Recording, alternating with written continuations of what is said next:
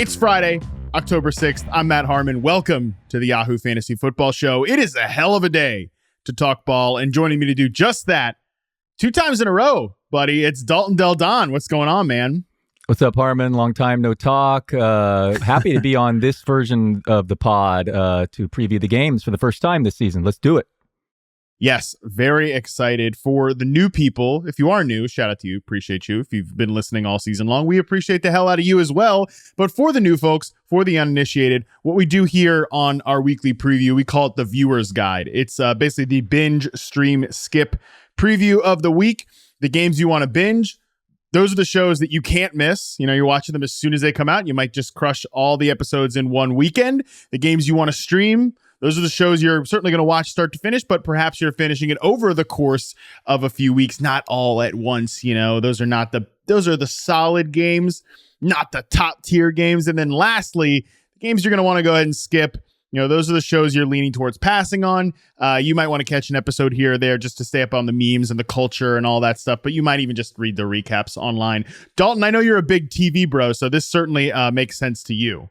Oh, yeah, I'm totally in on this. I've already thinking of the analogies. Succession, the binge, quarterback, kind of the middle one. What are we doing? What are we starting with? How does this go from best to worst or worst to first? Oh, dude, we got to start with we got to put our best foot forward here. Okay, we're leaving the mysterious bad games to the very end. So let's get it started in the binge category, and we're gonna go ahead and go with the London game here. The Jacksonville Jaguars at Buffalo Bills. This one has this has a 44.5 point projected total. The Bills are 5-point home favorites over there in London, quote unquote. So Dalton, what do we think about this game? The Bills are obviously coming off an electric performance. I'm thinking this is a tough matchup for Trevor Lawrence here. The Bills have allowed the fewest fantasy points to quarterbacks. That includes facing Tua. No quarterback has even surpassed 15 fantasy points or been a top 15 QB at the position in a week facing Buffalo. They're simply the least favorable matchup. Lawrence now has definitely suffered some bad luck with drops, clearly, probably the most quarterback in the league, but he's still getting just 6.6 YPA and only 4 touchdowns this season. Since facing the Colts in week 1, he's been fantasy's number 22 QB behind Anthony Richardson, who's played 7 quarters over that span. So wow. Unfortunately, this is another week to keep him on benches. I think obviously the future's incredibly bright for Lawrence, but don't love the matchup here. I think this game could get pretty high scoring. Like 44.5 does feel, I mean, the Bills defense is great. That's the thing here. I think the fact that Jacksonville can't rush the passer is a big deal when we go to the other side and like projecting the Bills offense. But I feel like the Jags can give it back a little bit, to the Bills here. I mean, the fact that Tre'Davious White is not playing in this, that was a brutal injury just to watch, mostly because of his reaction, how upset he was, and how all like the Bills players felt about it. But that could be a big deal, right when he was sort of hitting his prime, coming back from the last injury that we saw him suffer. I don't know, man. I'm pretty interested in this game overall for fantasy. Yeah, and Jacksonville could be more acclimated, staying in London for the 2 weeks, whereas Buffalo just arriving and score, dictate game scripts. It could easily dictating just a ton of passes for Lawrence, and I could look foolish here if just the volume, if nothing else, it could result in that because, this Bills offense is explosive. I regret not picking them to be the AFC champions right now. They look awesome, Buffalo. Yeah, not that I bet it or anything anywhere, but I did say on record they were on this podcast, they were my Super Bowl pick. So, whatever, big whoop. We'll see if it gets there, but they look great. They look so well-rounded, so complete. I think this is a good spot for Calvin Ridley here. Obviously with Tre'Davious White out of the mix, like I said, he is going to be a little more volatile.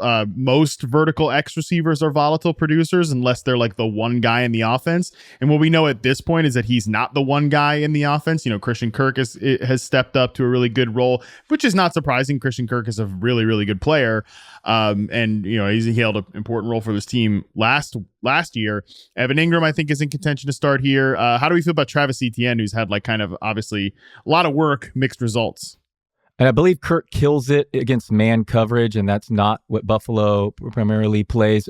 ETN has been like a broken record. The volume has been there. The fantasy production has not. Probably more of the same in this matchup. It's frustrating he's not used in the red zone more, but he's clear as day an awesome player, far better than Bigsby. He's really made strides as a receiver this year, not just as the targets, but watching him. He's catching the ball in open space and making people miss. He's going to be a top 5 fantasy back when the season's finished. And moving forward, upside for more here. He's had some tough games in the schedule. I'm not necessarily sure it picks up for them, but I love where we're at with ETN given his usage, and is going to be far more productive moving forward. Same. I'm with you there. I think it's a good week to chase Gabe Davis. He's been scoring touchdowns. He's been living on those touchdowns. It's never going to be like a big volume guy, but again, with a team that's really struggled to rush the passer outside of Atlanta, but a lot of that can be given up to quarterback play, the 4 sacks that Desmond Ridder took last week. I think it's a good spot for Gabe Davis. And rather quietly, Dalton, I'm curious your opinion on this. We didn't talk about it on Stat Nerd yesterday. Dalton Kincaid took kind of a commanding lead in terms of the routes run over Dawson Knox. 75.9% of the routes 75.9% of the dropbacks he ran a route against the Miami Dolphins. Do you think that's any like sort of stickiness, or will we see that sort of kind of be volatile itself all year long where, Kincaid takes a step forward and then Dawson Knox comes back up and like it goes back and forth? Yeah, it's encouraging, especially given the state of the tight end. I have Kincaid as a top 12 option this week. You'd like to see the average depth of target a little bit deeper downfield, but Jacksonville has ceded the 6th most fantasy points to tight ends. Dawson Knox has been limited by a quad injury throughout practice this week. So, yeah, it's encouraging. He's getting more routes run and all that. So Kincaid looks like wheels up for at a tight end position that's just downright ugly. Yeah, I think the downfield stuff will come, but even for just Josh Allen itself, like it's encouraging to see him just take those layups, right? It's nice to see. Next game up here, let's move on. Philadelphia Eagles, 4.5-point road favorites going to the LA Rams to get a nice 49.5-point over under. What's got your eye on this one, Dalton? All right, man. This is the big one here is just Kupp's availability. Puka I would have as like a top 8 guy if there was no Kupp, but it's been optimistic. It sounds like at minimum he will see Kupp, if not all the regular snaps. I love Stafford here, frankly. The Eagles back into the secondary has been vulnerable at times, and if they have a Kupp, Puka, and Atwell, it's fantastic. He's a banged up Kyron Williams as well. So I'm treating Stafford as a borderline top 12 fantasy option, ranking him ahead of Trevor Lawrence. He's totally due for some regression positive touchdowns as well. So this Rams team's played far better defense than any of us predicted looking at that roster. I absolutely love the Rams and the points against an Eagles team that, yes, they're undefeated and they're awesome, one of the 3 best teams in the conference, but certainly not playing up to expect as they were last season. So like the Rams and the points and Stafford in fantasy. Yeah, that's a really good call out. I'm just looking at like our week 5 quarterback rankings, and I definitely think I could stand to bump Stafford up ahead of a few guys. It's a really good game environment. They're playing great offensively. They're getting Kupp back, like you said. If you have Kupp, I mean, he's like, you've got to start him if he's out there, right? Yep, and you're starting obviously Puka as well too. But yes, I'm ranking Kupp as a top 15 guy if he's active. Yeah, same. It's a good matchup too, because if the Eagles defense has struggled in one area, it's kind of defending the slot. They've had a lot of injuries at that slot corner position. So like it overall for Cooper Kupp. I love your call out with, I could see picking the Rams at home straight up to win this game, right? Because the Eagles they're 4-0. It's been close games and stuff like that, but this is a good spot for them to actually kind of regress and lose a game. And then people will really have to be like I said yesterday on the show, then we'll really have to deal with, should we panic about the Philadelphia Eagles and stuff like that. So on that Eagles side, I think it's pretty easy. We know what to do with the Eagles. They are one of the most concentrated offenses in the NFL. DeAndre Swift remains a must start, I'm sure, in your eyes. Dallas Goedert, though, I mean, is this just going to be one of those situations, man, where we're just rolling out Goddard every single week? Because what is your better option? Like Tyler Higbee in this game, do you like Higbee better than Goddard? Yeah, he's banged up thumb, but I could see they're in the same tier for me. I rank Goddard higher this week, but I could certainly see the counter argument. Higbee's getting the targets there. I do expect a big game eventually from Goddard. A.J. Brown has absolutely seen a target increase this year, separated himself from Devonta Smith, but indoors, it's an offense that is just going to trade who scores touchdowns this week. DeAndre Swift, by the way, I believe leads the NFL in being tackled at the 1 yard line and not scoring further on that drive too. So, love Swift, treat him as a top 15 back each week. And Goddard, it's just been totally disappointing. But tight end, George Kittle, you're ranking right next to him, and Darren Waller.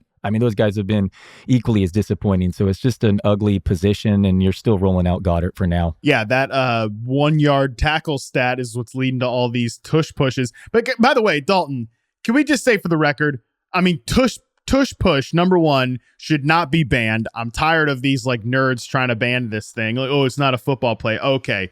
Big dudes smashing into each other, exploiting a strategical roster built advantage is not football. Sounds like football to me. And two, tush push is so much better than brotherly shove. I'm losing my mind. If I had hair, I'd be pulling it out, listening to Scott Hansen. Everybody said, "Oh, the brotherly shove." No, lame. Tush push is the original nickname. We stick with the tush push. And did you see the Giants tried it and failed so miserably? And Monday night, they've injured their center and 2 injuries, I believe, on the play. So yeah, it's not apparently as easy as the Eagles make it look. Yeah, well, if your quarterback and Danny Dimes is definitely not squatting 600 pounds. If your quarterback can allegedly squat 600 pounds and you have a Hall of Fame center and you've built through the line, the rest of the way, give me a freaking break. Yes, then you can go ahead and use it. Everybody else, maybe not so much. It's like a 50-50 proposition basically for other teams. It's such a cheat code, though, for the Eagles. In overtime, they can run a different play on 3rd and short because they just know they're going to run the 4th and get it and money there. So it really is. And obviously, fantasy managers love the 1 yard touchdown runs from Hurts as well. I know. I'm looking at it. Jalen Hurts right now. He's only quarterback 5. I ranked him number 1 in part because I thought the tush push would be a big old advantage. And I think we'll get there with Hurts. The passing game has struggled a little bit just to kind of fire on all cylinders consistently. Like we've talked about, really, it's only one guy having a big game every single week. But I think by and large, we'll get it going with Hurts here pretty soon. I kind of like what they've done in the passing game too under the new offensive coordinator. Yeah, the schedule eases up. You look at Hurts in the fantasy playoffs, get Seahawks, Giants, and Cardinals. I think he's going to finish strong, but it has definitely had some hiccups there. And is missing Steichen? I think obviously that's part of it. Just, Steichen's a good offensive coordinator and stuff like that. Now, Nick Sirianni's been involved, and he'll be the first one to tell you he's been involved in the process of calling plays and designing the offense and all that stuff the whole time he's been there.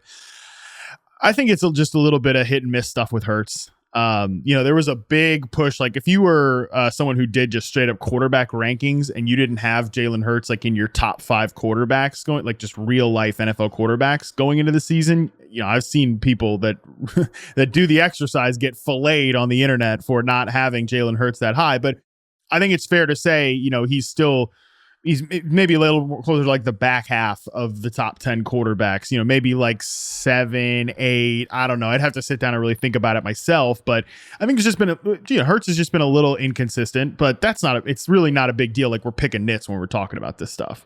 And speaking of missing coaches, the Hive was very down on Gannon with that speech in the offseason. But, he has the Cardinals playing well, and the Eagles' defensive numbers have taken a dramatic decline based on last year. Of course, they're going to regress either way, how awesome they were last year. But looks like they might be missing both coordinators there in Philadelphia. Of course, this team's undefeated and favored heavily on the road again. So these are minor problems. But if you are nitpicking, there are some.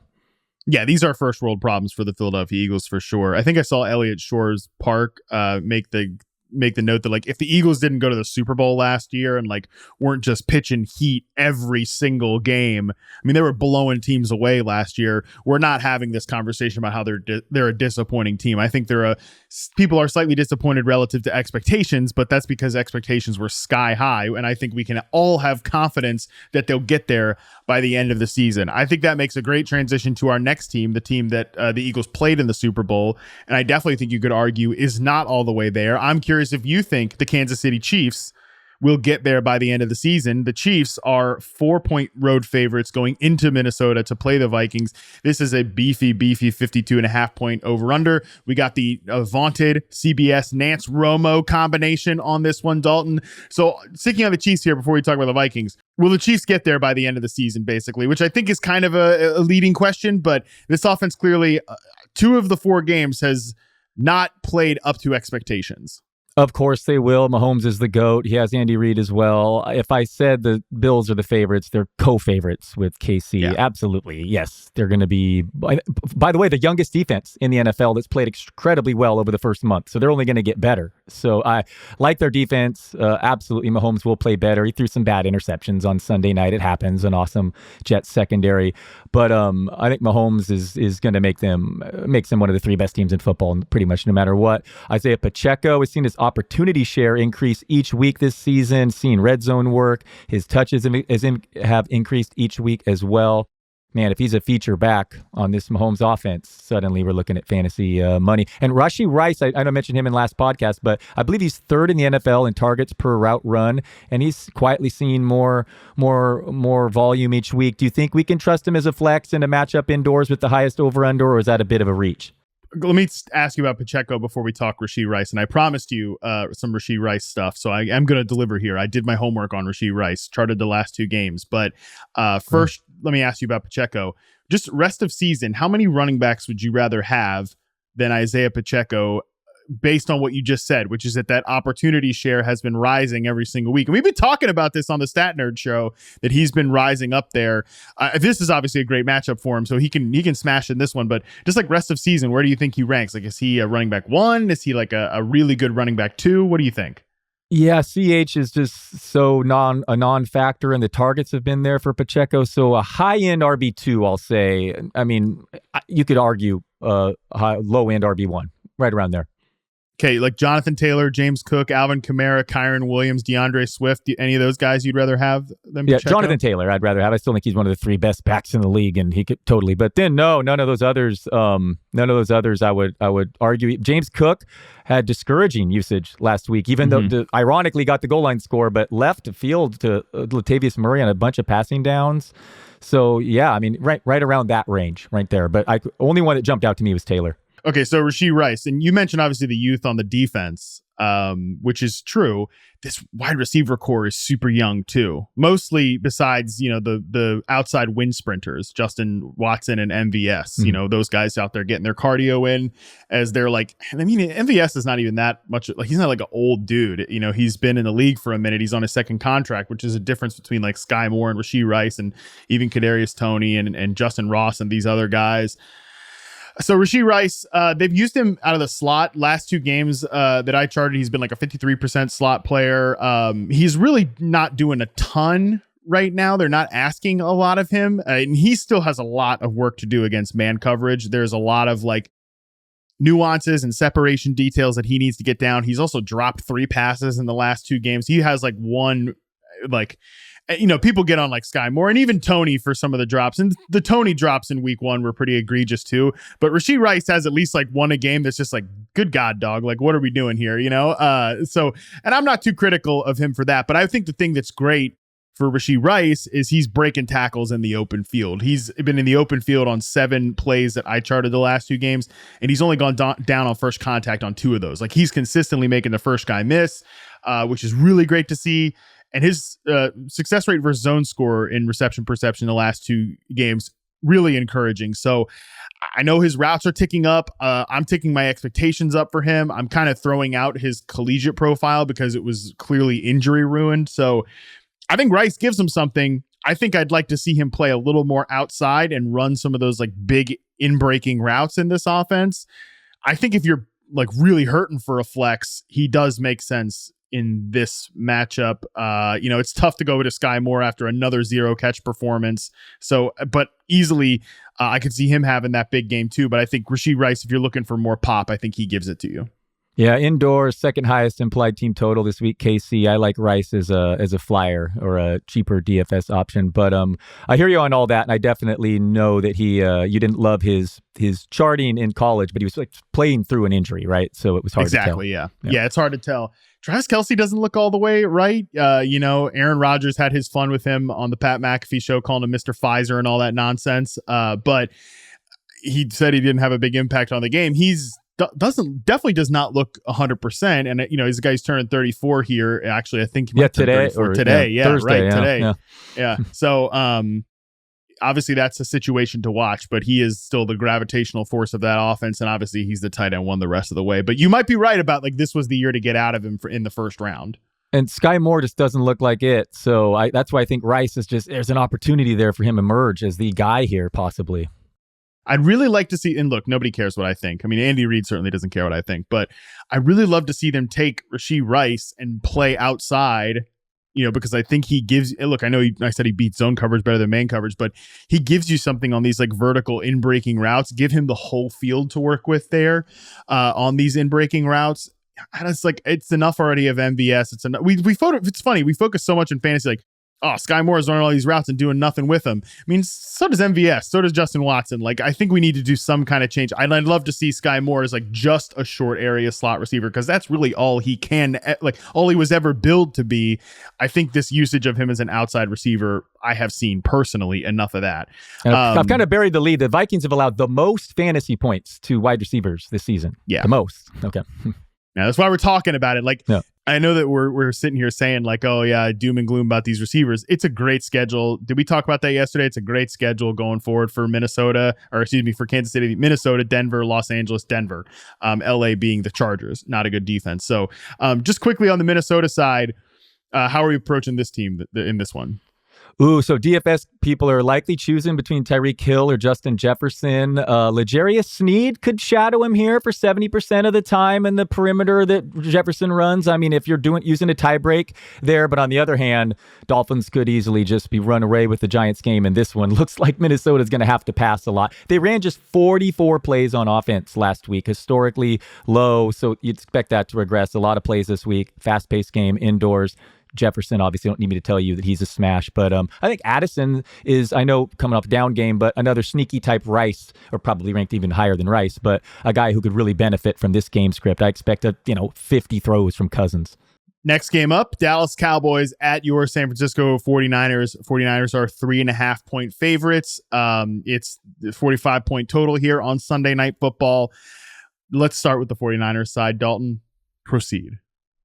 Well, it should be a fun one. Brandon Ayuk destroys man coverage historically, whereas Debo's better against zone, and Dallas has run the man coverage highest rate in the NFL this season. So it seems like a nice Ayuk game. Also with Debo, Rappaport is reporting that it won't even be 100% with that knee injury too. So like the Ayuk setup, one of these games, Kittle will score a touchdown. And I ranked Bijan Robinson ahead of McCaffrey this week. And I looked at the expert consensus rank, and I was actually, that's what everyone has. I thought I was going to be abnormal there. But so whatever. Expect not as big of a game from McCaffrey, more of a defensive battle here. Purdy, man, just crazy what he's doing. The Ringer had him as the number 32 quarterback entering the year, and they moved him all the way up to number 25. Now, dude went 20 for 21 last week. And the system helps, the players around him help. But Brock Purdy's accuracy has been highly impressive. Yeah, this is a pro Purdy podcast for sure. I do think a couple things are interesting here about the man coverage stuff. I don't think Stephon Gilmore's played great so far this year. He's definitely gotten toasted a handful of times. Not really, really bad, but Marquise Brown kind of gave it to him a little bit in that Cardinals win over the Cowboys. Obviously the first game against the team without Trayvon Diggs in the mix there. Deron Bland has moved a little bit outside. I think if we get Ayuk on Gilmore and Brock Purdy can survive and hold up back there, that would be really encouraging. I do think I know the Debo Ayuk man coverage stuff, and Debo, by the way, might not be 100% healthy. In fact, I don't think he is 100% healthy coming in here to week 5, which makes him a risky play, but he's a big part, and obviously McCaffrey's a big part of their like blitz beating package, and we saw that against the Giants in week 3 when Ayuk was admittedly not in there. But I do wonder if the pressure from the Cowboys defense is going to lead to more like checkdowns for McCaffrey and checkdowns for Debo, as opposed to like ripping it to Ayuk downfield. Super fair point, man. I love your sometimes your counters make me think. Really, it's a great point. And they are going to struggle with that pass protection, particularly that right side of the Niners offense. And they're going to move Parsons around, as producer Colin said. They're not going to have him lined up with Williams. Lost in the record-breaking game last week of McCaffrey scoring 4 touchdowns and breaking the franchise record of most games in a row with a touchdown, beating Jerry Rice. I believe he can tie the NFL record for 14th straight game with a touchdown if he hits pay dirt Sunday night. I'm passing on it to write for you guys. If you like the Sunday wrap, I'm going to watch this one from home and let the friends and wife go see this one in person. But looking forward to it. It's going to be tough. The Cowboys defense is for real, man. Lawrence is playing well. Parsons a favorite to win Defensive Player of the Year. This should be a fun one. What if Purdy has to play from behind? I mean, I'd like to see him actually, get tested that way here. So we'll see, man. This should be a fun one with the possible seeding on the line down the road. Well, number one, you are a giver and a saint for, sticking home for the people. So everybody listening to this podcast, thank you, Harmon. Give Dalton's article a read, okay? The guy's sacrificing for you people out there. So read his article on Sunday night. If you read mine every single week, shout out. Appreciate you for reading Care Don't Care. You can go ahead and pass on that this week, and you can only read Dalton's article. Speaking of testing here, this is a big test for the Cowboys too, right? I kind of maintain that we haven't really seen them in a normal game. Because 3 of the 4 games have been blowouts, right? The other one obviously was the road loss in Arizona, which was just a classic Cowboys letdown game. So I think, number one, this game could be pretty low scoring because of these 2 defenses. But like, how does Dak hang up to the defense in this one, right? Like, does Tony Pollard kind of get going? We've really not seen a ton of the other receivers. I think Michael Gallup's playing pretty well, and obviously CeeDee Lamb's a stud, but we haven't seen a huge Brandon Cooks game, right? So I don't know. What do you think about this Dallas side real quickly on this one?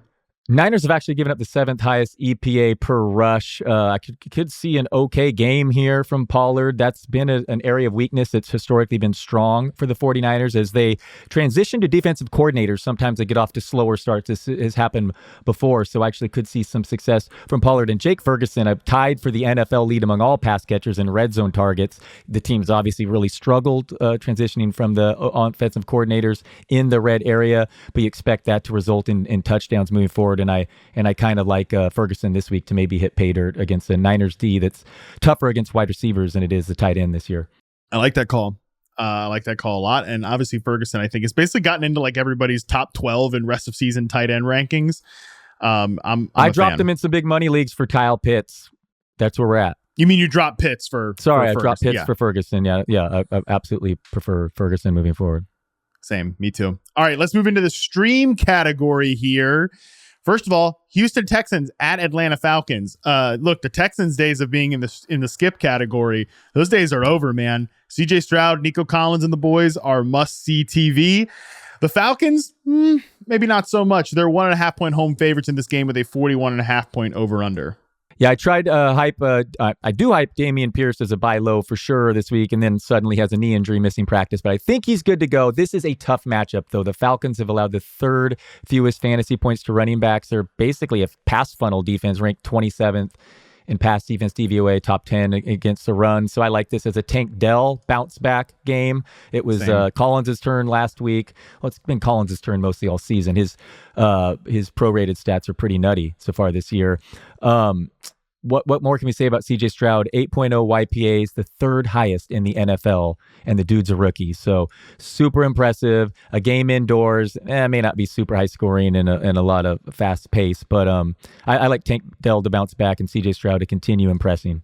Yeah, Nick Mencio, who he used to do a lot of work with Roto World. Back in the day, he noted on Twitter today there's a lot of pass funnel defenses in terms of DVOA. Titans 25th against the pass, 2nd against the run. Seahawks 24th versus the pass, 3rd against the run. Eagles 17th versus the pass, 1st against the run. Commanders 23rd versus the pass, 9th versus the run. But the Falcons are one of these teams now too, 27th versus the pass, 10th versus the run. The secondary can definitely be beat. it's a good opportunity for these passing game guys, as you mentioned, but it is worth noting, like, I just think we need to kind of wrap our minds around a little bit. Like when the Jaguars didn't tear up the Falcons, people were kind of like, what's going on? This is a beatable defense. This defense is pretty good, man, especially on the ground. So that is just, again, worth noting here. Falcons side of it, man. Oh, yeah, go ahead. No, I was going to Falcons side. I was going to ask you, I had the number 4 pick in our mock draft, half point PPR, and I went Pollard over Bijan and debated. Who would you have taken there? Half PPR was key. I think I'd have taken Bijan. Yeah, I don't doubt it. I mean, I don't blame you. Yeah, I mean, I think the touchdowns will be there for Pollard. Bijan so due all the carries without one, but he looks so good, and the trajectory is going. Algiers snaps going down, and Bijan's going up. So yeah, I have him as my number 1 back this week. So I probably would regret that if we did, if that was an actual draft.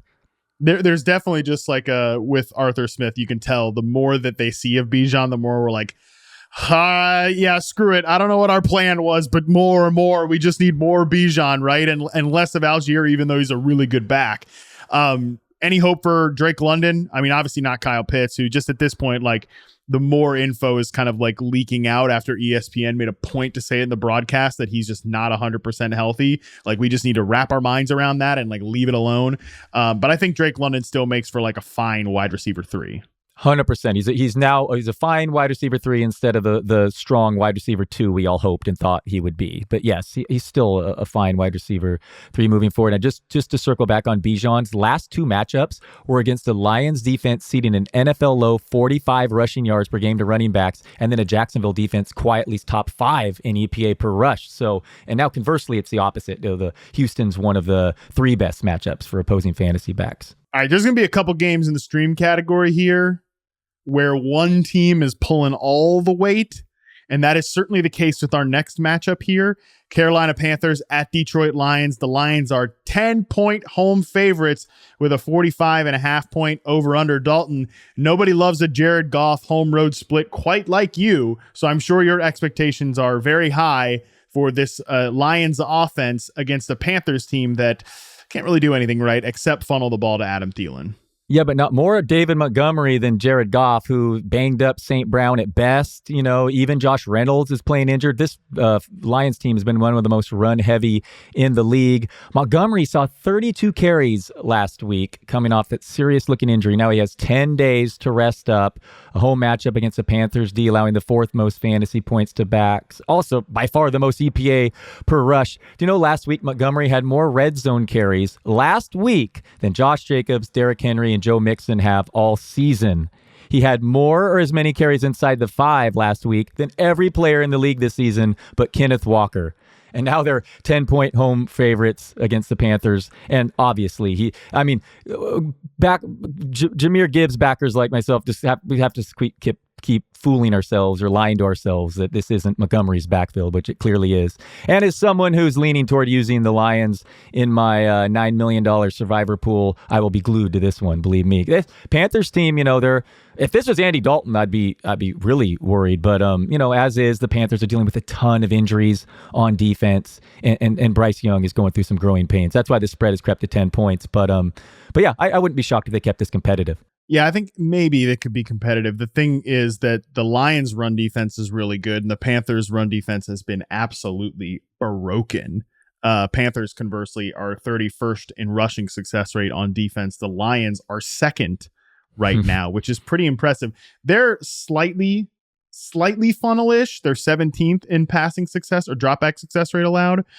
So it is still a decent matchup there if they wanted to get going, but at the same time, the way the pass protection has been, the way Bryce Young and the receivers have been, and like Aiden Hutchinson is playing really well, and they're just generally playing well on defense. I don't know. I could definitely see a Detroit Lions blowout here in this one. Just the way the defense has played, I don't know. I'm not very confident. And like Miles Sanders, I have to start him in a couple spots, and like I'm not looking forward to it. Yeah, I was going to say sit him if you do have alternatives. He's been limited in practice with that same groin injury that led to more snaps and routes from Hubbard last week. Lions have allowed the 6th fewest fantasy points to running backs, number 4 in rush defense, DVOA. So Sanders is a possible bench if you do have alternatives. But of course, running back landscape, you're lucky if you do. If you're listening to this episode and you didn't hear us talk about Jameson Williams, listen to our episode from yesterday. We kind of went into that one a little more deep dive there. All right, next game up here. Tennessee Titans at Indianapolis Colts. The Titans are 2.5 point road favorites. I don't know, man. I like the Colts. I like the Colts in this game. It's a 42.5 point over under. You mentioned the way that Anthony Richardson is playing in fantasy. I like the way he's playing in real life too. I think he can get going here against this Titans pass defense. I think Michael Pittman can get back going. I think Josh Downs are starting to get him working downfield a little bit more. The tight ends are involved. I don't know. I kind of like the Colts in this one. I agree with you. I'm on the Colts here. Richardson has just been awesome, leads the league in fantasy points per drop back by a mile. You're starting him every week. I'm surprised I keep getting questions for him. I guess it's probably because people have him as they already took one early. I mean, a QB one because they got him so late. But man, he just looks fantastic. And it's a pass funnel. Opposing defense this week.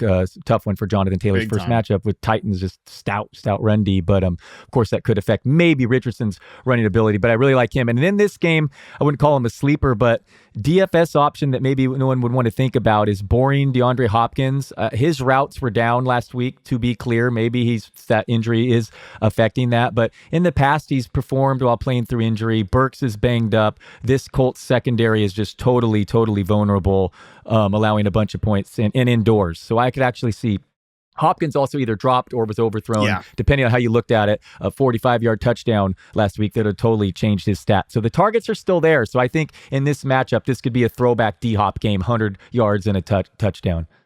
I like that call. I'm with you. I think I saw him on one waiver wire or something somewhere, DeAndre Hopkins. I was like, damn, dude. I know he hasn't scored yet, but I mean, come on. I think he's a decent.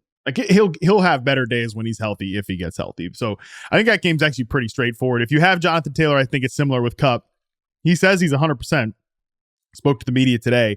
I think you got to play him if you have him, even if it's not the great matchup that you'd like in his first game back. Next game up here isn't one that I mentioned earlier, where one team is doing all the work to drag this game into the stream category and out of skip. It's the New York Giants. And my God, I would love to skip the Giants, where we've seen them played so many damn primetime games. And it has not been fun. During the latter portion of that Monday night game this past week, I was like, I got some projects to do around the house. I mean, I was still near the TV, but I had to hang some shelves up in the dining room, put little wine racks there. I was like, I'll be part-time watching this game, part-time hanging these shelves up so that I get myself away from the Giants and just heard the misery coming in from the other room. So I would love to skip the Giants, but the thing is, the Giants are playing the Miami Dolphins, who are 10.5 point home favorites, 48.5 over under. So we can't keep the Dolphins cannot be in the skip category. So alas, the Giants are in the stream. Man, the Dolphins are going to be just such a fun offense. On one hand, Achane is doing all this damage a lot of it in the fourth quarter, and it's just obviously unsustainable how many fantasy points per touch he's getting. On the other hand, they're 11-point home favorites against a New York Giants team that just was a disaster traveling on a short week after getting blown out on Monday Night Football and still might be missing their offensive linemen. Armstead being injured isn't ideal for this Miami offense, to be clear, and the left tackle is going to miss at least a couple of weeks here. But yeah, I expect the offense to bounce back, and Tua leading the league in YPA against a reeling New York team. The Dolphins kind of like to beat up on bad teams too and let the score get out of hand. So this could be a fun fantasy game for everyone involved. I expect Waddle to finally get going and involved, and it's just he's too good of a player, and he's dealt with some injuries and just bad luck. And I think the running backs can't steal all the touchdowns, but at the same time, I have both Achane and Mostert ranked as top 15 backs in this matchup this week. Yeah, the usage obviously hasn't been there for Waddle like you'd like, but you're right. He's too good of a player to not have a big game at some point. This could easily be that big game, and in a game where I expect the Dolphins to roll over a bad team, like you said. Just on the Giants side of it, man, look, the Dolphins defense has not been that good this year on balance. Obviously, the Bills really took it to them last week, but they're definitely underperforming expectations. And sometimes with Vic Fangio, it takes 1 year for that defense to really take hold because it's kind of a specific system and he has specific expectations.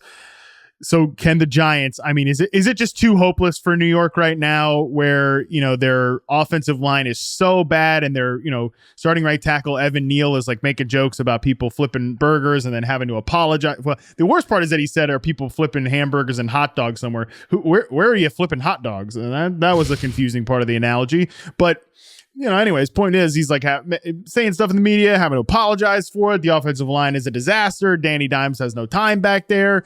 Like hypothetically, if you were somebody who had Geno Smith and was starting Geno Smith and needed somebody off the waiver wire, hypothetically, would in a league where you're in second place, hypothetically, would you play Daniel Jones? Like, is that viable?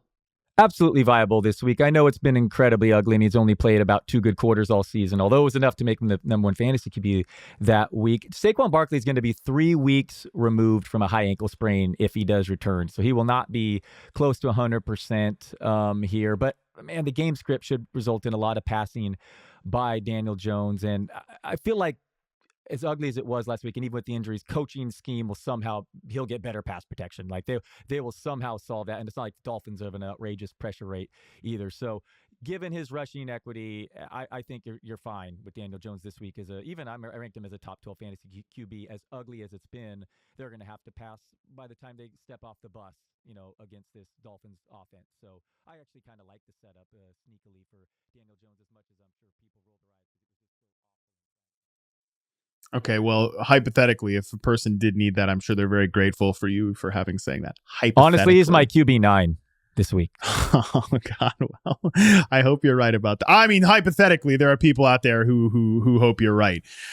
Cincinnati Bengals at Arizona Cardinals. Next game up here. Bengals are 3-point road favorites. There's a lot of like priors being held in that line there. It sure seems like, huh? Like 44 and a half over under. One of these teams has played well above expectations, and the other is playing well below their expectations.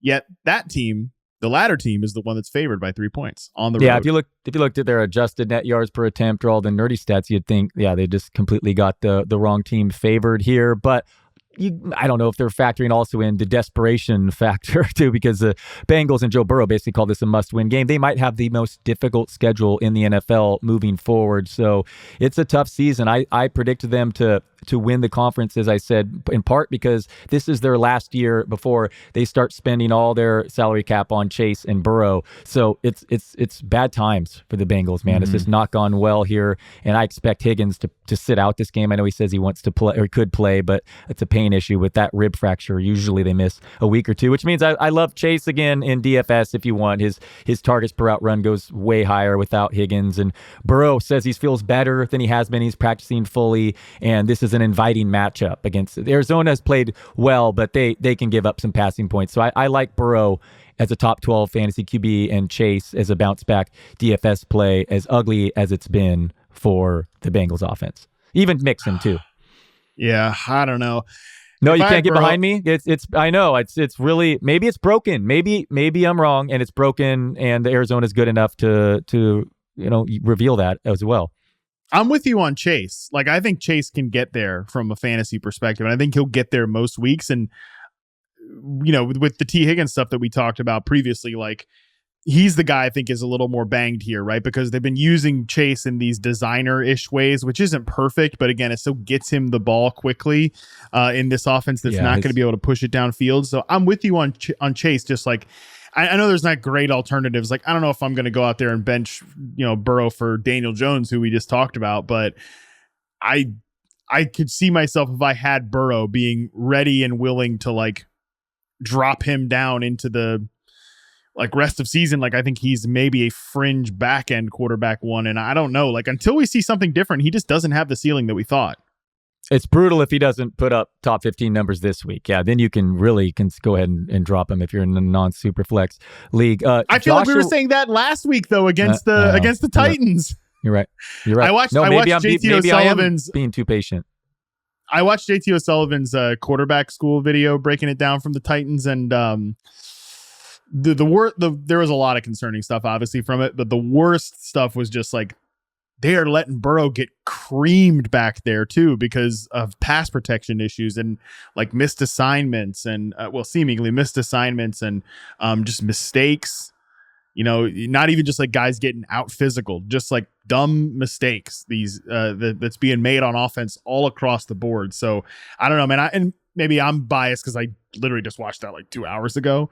So maybe that's my bias there, but it just no good vibes around the Bengals right now. Yeah, maybe it's just chase and log out. Joshua Dobbs, $22 salary in Yahoo DFS. Do you realize he's been fantasy's number 6 QB since week 1, despite facing the Niners and Cowboys defenses? I mean, number 6 fantasy QB, third in the league in next gen's CPAE, right behind Josh Allen and Justin Herbert, 5th among quarterbacks in designed runs this season. Bengals have allowed the 5th most rushing yards to QB. He's near the DFS minimum. So, Dobbs, what do you think? Dude, Josh Dobbs he's like changing his whole career by this stretch, right? He's had a decent career at this point. He's 28 years old, but he's going to be in the league till he's like 37 now, right? Because of this stretch of play that he's had here. And it's legit. Like, that's the thing that's crazy about the Cardinals is they're outkicking these expectations, and people had no expectations for this team. Everybody's like putting Caleb Williams in a damn Cardinals uniform already starting into the season. And your point about the fact that they've played the freaking Cowboys and the freaking 49ers so far is so true. Like, this has not been an easy cakewalk schedule. They win against the Cowboys. They're competitive. I mean, not competitive against the Niners, but they at least play well in that game. Almost a 3-point game entering the fourth quarter. I think it's a 5-point game entering the fourth. Yeah, absolutely. I'd call that relatively competitive for sure. They are so far exceeding expectations. And again, remember the mockery of Gannon's speech. It was going throughout Twitter. I mean, there were people betting on 0-17 tickets. I mean, it's crazy when you consider the expectations and how competitive this team is. Michael Wilson, rookie receiver. It's good. Been playing well. Just looked at him this morning. Oh, nice. Hey, just a good player, man. I really liked him coming into the league. I thought he could play some X receiver. He's playing some X receiver for this team, but he's also playing some big slot stuff as well. If you're hurting during the bye week, I think he's had 86 yards against the Cowboys. He had 2 touchdowns last week, and he had his 1 touchdown catch. A little bit like kind of on a blown-ish coverage, or at least like the safety came down or the corner came down with an out-breaking route, and he ran a corner into the back of the end zone, and he was pretty wide open for that. But the catch right before that, in the 2-minute drill right before the half, was just a straight, like, he's the ISO receiver in press coverage, and he just stacks the corner, runs vertical route, and wins in tight coverage. Like, that's big boy NFL stuff from Michael Wilson, who I think is one of the most underrated receivers in Dynasty right now. And just generally this guy was like FREE free coming into drafts this year, even in like 18 round sicko best ball drafts. He's again, if you need help, by the way, like, not even just if you need help during bye weeks, but there's like a non-0% chance Marquise Brown gets traded at the deadline. I don't think it will happen, but I could totally be wrong. I only think it doesn't happen because the Cardinals have been way more competitive than people think. And Marquise Brown's a really, really good player. Like, I think if the Panthers want a receiver, he's probably the best one that they can shoot for at this point that's might realistically be available. Then we could be looking at like Michael Wilson's getting 7-8 targets every single week. So I don't know if he's not rostered in your league, you should pick him up. Yeah, and I'm also curious how much he eats into Brown's work if Brown remains in Arizona here, because, it was an impressive eye-opening performance last week. So it's a great point. Hollywood could easily get traded, if not likely to, and Wilson could be a major difference maker second half.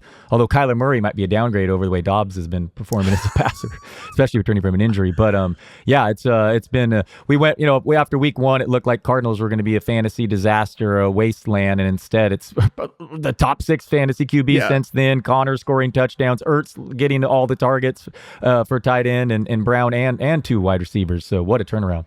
Yeah, I'm like, hey, this rookie receiver that didn't do anything in college, didn't produce in college, got banged up. You got to pick this guy up. Like, it is a hell of a turnaround here for the Arizona Cardinals. Last game in the stream category, it's Monday Night Football. Green Bay Packers are 1-point favorites going into Las Vegas to face the Raiders, 44.5-point total. Dalton, what do you think out of this one? Boy, we did not look great like in the Packers on Thursday Night Football last week. That was ugly. No, we did not. Jeez. I expect a bounce back performance there. That was, an F in prime time. So I expect them to play well. Start Jordan Love. He was putting up big fantasy numbers. Now he gets to play indoors against the Raiders defense. It's totally inviting. They've allowed the 8th most fantasy points to QBs this season. And hopefully Aaron Jones and Christian Watson see a full allotment of snaps. And everyone pay attention to Musgrave's status. Do you expect Dobbs to remain a target hog with the healthy Watson like he has, or probably going to lose some looks now that we hopefully another 10 days to get Watson's hamstring right? I can't imagine he's going to continue to be a target hog quite like this. Not saying that he's not having a good season. He's another guy similar with like Rashee Rice, who had except this was in his rookie year, had a really nice start to his career in like his first few games in reception perception. Then his second half of the season totally tanked off, but he was dealing with coming back from a high ankle sprain. So it could be injury related there, some of those results. Watson coming back in. I think Reed has played pretty well. Even their other rookie receiver, no one's really talking about Dontavian Wicks, but I think he's got a little something to him as well. So it's just a lot of like, these are all young guys. Musgrave, they want to get Aaron Jones involved in the pass game. It's tough for me to imagine Romeo Doubs remaining this much of a target hog. Yeah.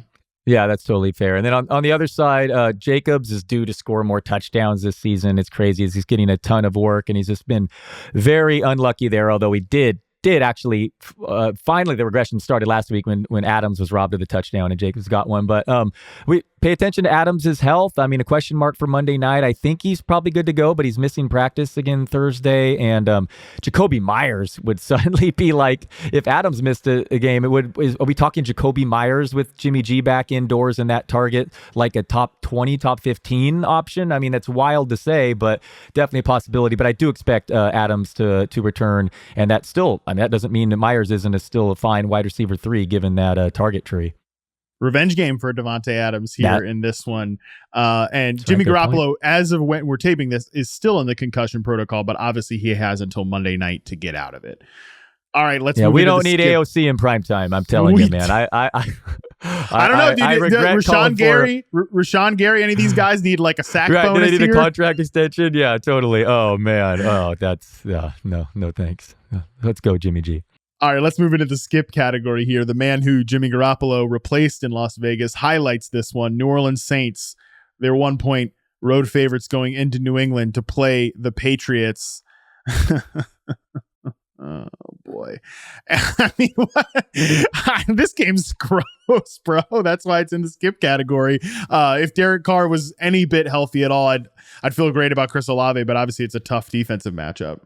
Yeah, you want to sit Carr outdoors, and especially how he looked last week coming off that injury. But, I mean, I guess you could argue that Matthew Judon and Christian Gonzalez both went down to injuries. But, no, I don't like this matchup for New Orleans. No pushback here. This is a skip. It's almost a bench everyone in fantasy but Olave. And I think Stevenson in this matchup, they'll give him – I could actually see game script being favorable. But it's ugly. It's just bad. This is a bad fantasy game. Yeah, it's a bad fantasy game.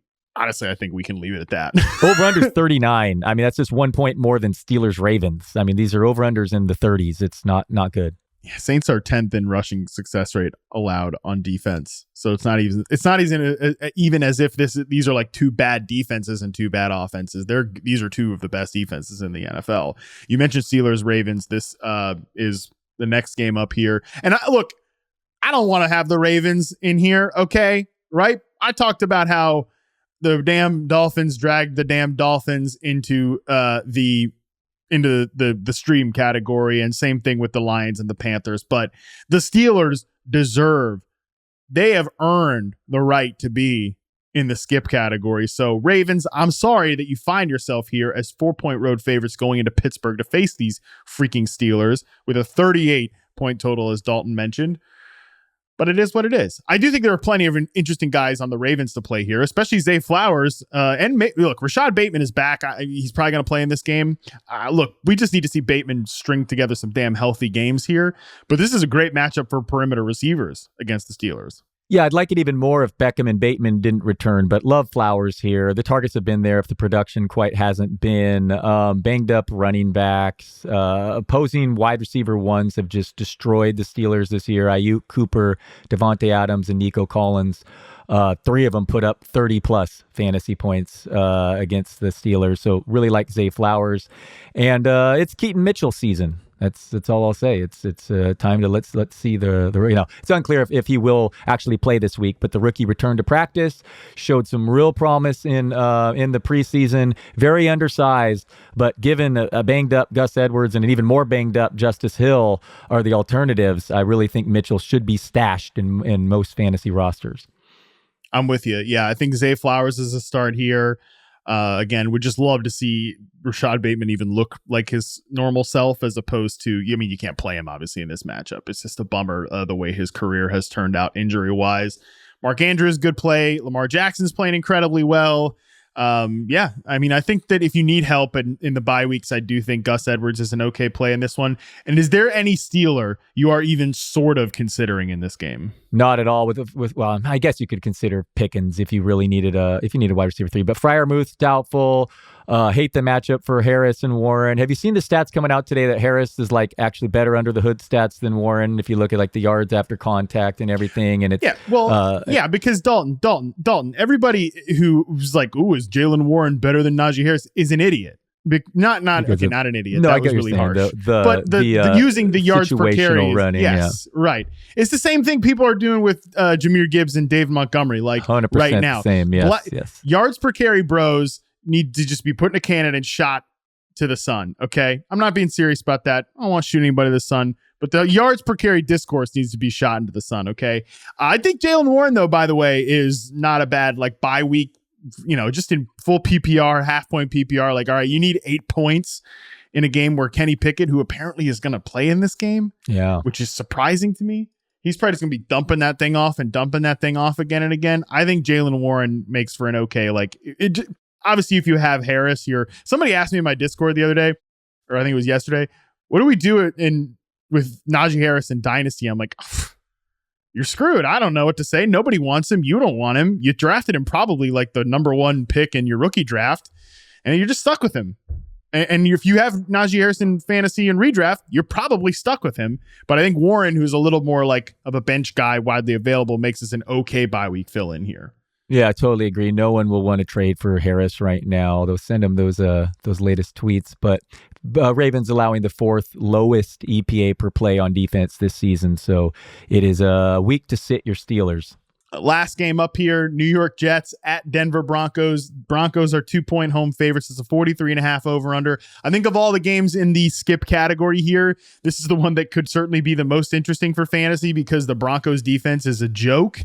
I obviously predicted on Eckler's Edge that Zach Wilson would be a top 10 fantasy quarterback this week. Sure, but I don't want to watch it. That's why it's in the skip category.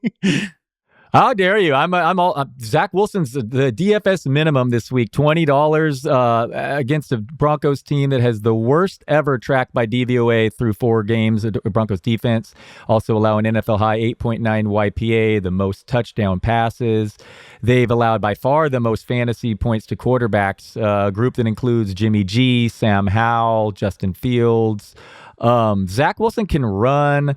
Hopefully he just keeps peppering Garrett Wilson with targets. I know there'll be Surtain on him this week, but the Jets benefited from unleashing Jeremy Ruckert at tight end last week, believe it or not, coming off the best game of his career against a good KC defense. This is a prime opportunity for him to continue showing growth and being a sneaky DFS play or a super flex in this matchup. I hope to see the continued growth, man. Wilson or Wilson? Which Wilson do you like better in this game? Well, no, well, Garrett Wilson's a beast. He's gonna. No, I meant Russell Wilson. Sorry, and Zach Wilson. Sorry. What am I thinking? Definitely Garrett Wilson. Yeah, it's a tougher matchup with no, not definitely. Where do I have them ranked? Let's see. I have them ranked back to back. I should have caught that. Sorry. I have Zach ranked 1 spot ahead of Russell, given the matchup. The Jets are the opposite of the Broncos. It's a super, super difficult secondary that's tough. What do you think on that one? I think it's Zach Wilson too, again, because the Broncos defense has just been so unserious. It's tough, man. I mean, Vance Joseph, what are we doing over there on that side of the ball? But at the same time, I can definitely see this game getting dragged down into the muck here a little bit.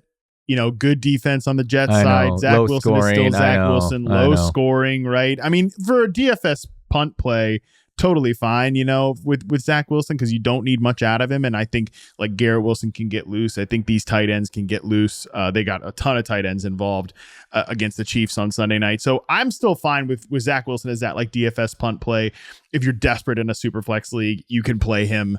You just don't feel great. You can't feel great about it. At the same time, I have this game in the skip category, and there's so much drama around this game, right? Exactly. Hackett and Peyton called him the worst coaching job ever. Yeah, total revenge game here.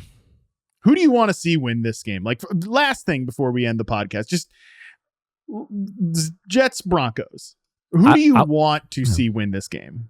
I like Saleh. I want the Jets to win. I want Zach Wilson to continue looking good, and I love Breece Hall. I buried the lead here. I am hook, line, sinker, falling for the coach talk that the snaps. He's no more longer on a snap count here. I ranked him as a top 15 back this week in this matchup. Dalvin Cook, I believe he has the worst yards per carry in football. Doesn't look great there. So, again, this might turn into a really ugly 13-10 game. It's totally possible because the Jets defense is good, and maybe the Broncos finally learned to tackle, but love the matchup here in Breece Hall and the coach talk. Again, am I falling for it here and being a sucker after just one minorly decent looking game from Zach?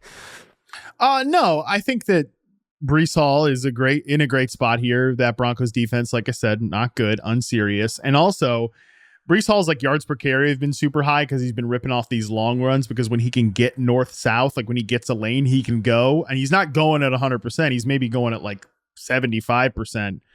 But if they're saying they're ready to give him more work, I think they probably are seeing more from like a cut perspective, like a moving laterally perspective. And just like brass tacks, this team's season is slipping away.